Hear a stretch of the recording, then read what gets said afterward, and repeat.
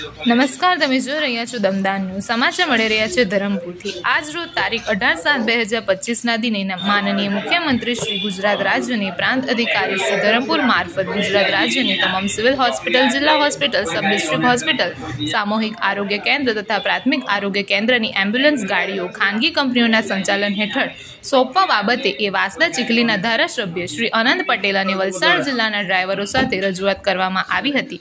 Civil hospital, sub district હોસ્પિટલો, સામૂહિક આરોગ્ય કેન્દ્રો તથા પ્રાથમિક આરોગ્ય કેન્દ્ર ખાતે ફાળવેલ એમ્બ્યુલન્સ વાહનો જે ઓછા ખર્ચે ચાલી રહેલ છે અને અંતરિયાળ વિસ્તારના લોકો સુધી આરોગ્યની સેવા રોજબરોજ સારી રીતે પૂર્તિ કરે છે, જે બાબતે તમામ civil hospital, sub district hospital, સામૂહિક આરોગ્ય કેન્દ્ર તથા પ્રાથમિક આરોગ્ય કેન્દ્ર ખાતે ફાળવેલ એમ્બ્યુલન્સના ખાનગીકરણ ન કરતા તેની મૂળ જગ્યાએ જ રાખવા રજૂઆત કરવામાં આવી હતી.